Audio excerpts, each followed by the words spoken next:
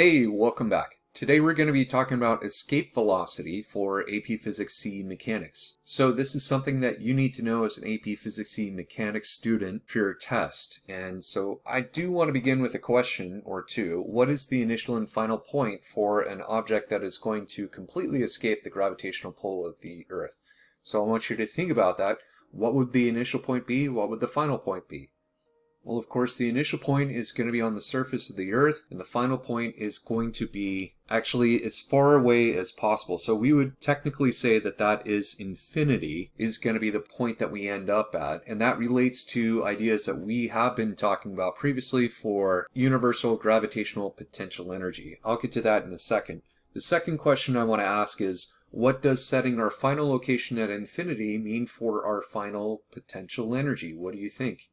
Well, that means that the final potential energy is going to be zero, but the way the equation is set up, that's the maximum potential energy that you can have. It maxes out at zero for universal gravitational potential energy, and then all of the rest of it is negative. Let's go ahead and see how to reason through this. We know that our initial mechanical energy is equal to our final mechanical energy, so that's just basic conservation of energy.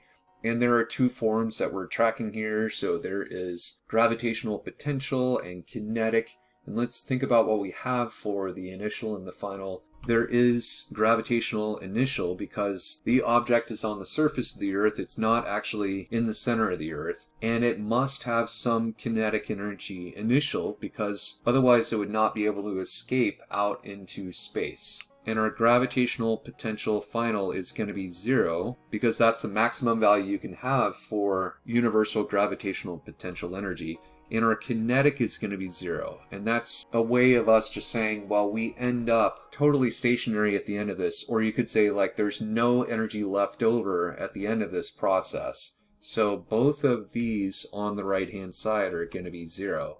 And if that's the case, we can start to sub in what we mean for this and separate them out. So this is the universal gravitational potential energy equation, and then this is our kinetic energy equation. So we can take this and drag it over to the other side and see what will happen. We're just going to label this is the mass of the object, the mass of the planet, the radius of the planet.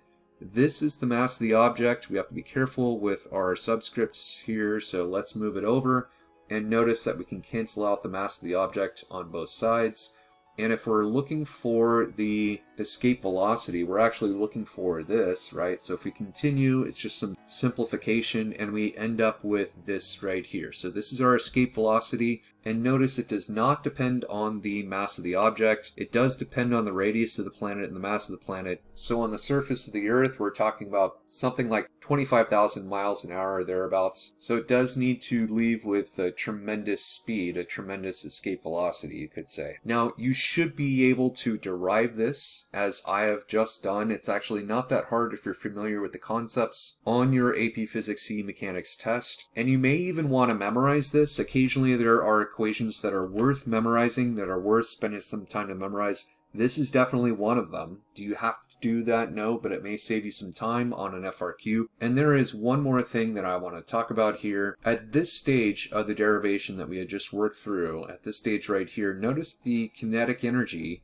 the total kinetic energy of the object, is equal to the gravitational potential energy that had held the object to the planet. That is called the binding energy. I just did a lesson on binding energy. If you want more information about that, you can look in the upper right about now. But that's an important connection in our mind. They all are very much related, all three of these lessons. Universal gravitational potential energy, this lesson, and binding energy are all closely linked together. So hopefully this has been helpful. I do want to say I've gone over lessons for an entire year of physics, as well as most of the concepts for AP Physics C mechanics. If you have any questions or comments down below, please let me know. And I hope you all have a great day. Take care.